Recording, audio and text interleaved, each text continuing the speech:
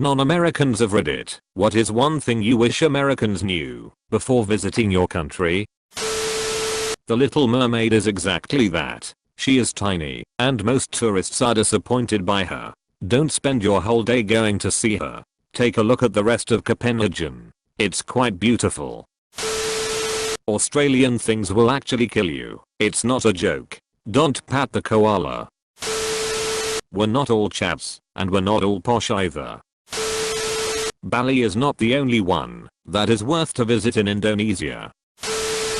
All taxes are included in the price on the sticker. There are no polar bears in Poland.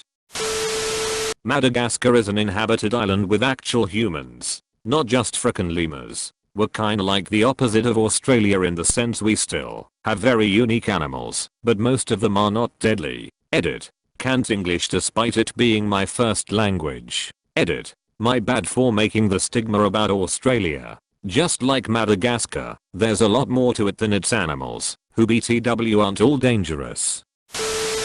South African here. Don't freak when you hear people call themselves colored, and don't call a colored person black, or God forbid, mixed race. The further you go south in Mexico, you need to be more aware that a quesadilla may not come with cheese, despite sounding like it should. That Slavs aren't single, United Nation.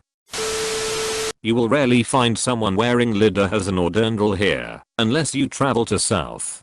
Don't raise your right arm up to do the Roman salute. It is not only very disrespectful, you can also get fined for it. If you go to our more northern parts, you might find that people are a lot more reserved and quiet in the beginning, but once we trust you enough, we will open up to you. Oh, and something that sucks over here, there aren't many public drinking fountains. Most public bathrooms are not for free, so always keep some change handy. Talking about change, it actually is used here. The cliffs of Moher are beautiful, but this isn't Disneyland. If you turn to the cliff edge and take a selfie, it's a long way down to the sea. Switzerland is expensive, and you should know that. Don't make that surprised face when you have to pay $14.90 for that sweet chicken teriyaki footlong. Don't order a car bomb in Ireland. Edit. Is it bad taste if I say this comment really blew up?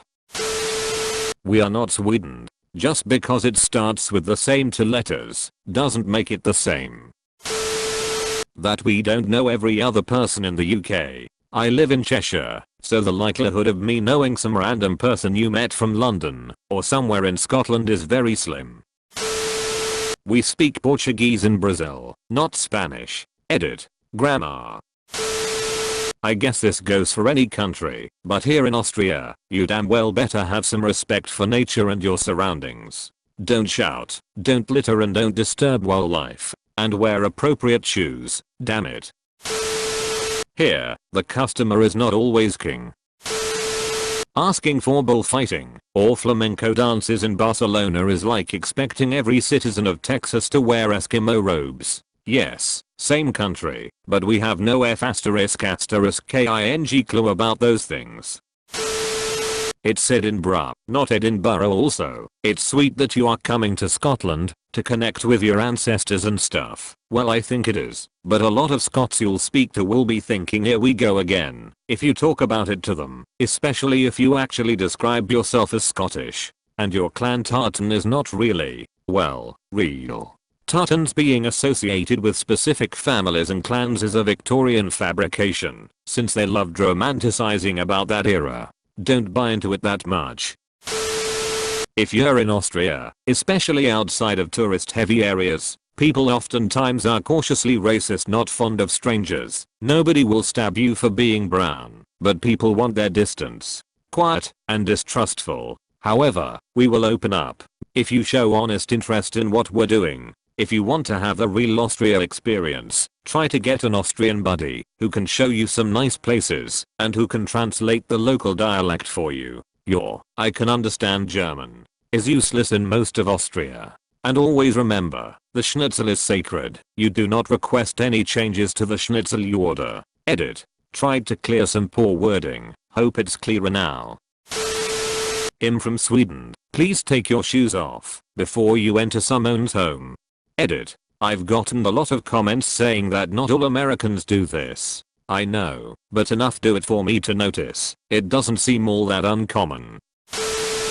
Germany is not a unitary state, but a federation of 16 states, and a gazillion regions, that have bred a deep sense of playful hate and disgust for each other over centuries. Even in Bavaria you have at least 3 major regions, Swabia Franconia, and Bavaria, that basically S***T on each other and speak differently, have different traditions, different history, etc. So no, Germany isn't Oktoberfest or grey leather Nazis, but a very diverse country. I mean, it wasn't for no reason that Germany took centuries to unify even remotely. Have you ever looked at a map of Germany in the Middle Ages? Everyone and their dog had their own principality.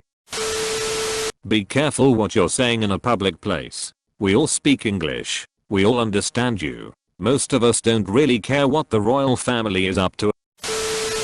Guessing this'll get buried and maybe less relevant nowadays due to the legalization in a lot of US states, but for anyone visiting the Netherlands, do not buy the potcookies in random tourist shops in Amsterdam. They don't contain actual THC. Buy them in a weed shop, or coffee shop, as we call them, where you actually have to confirm you're over 18 by showing your ID. Don't buy bottled water. Well, maybe buy one, and then just refill it at literally every bathroom sink you come across, and the quality will be just as good. Iceland. The wait staff/salespeople aren't rude, they just want to be greeted politely. Make sure to like and subscribe for more daily content. Thanks for watching.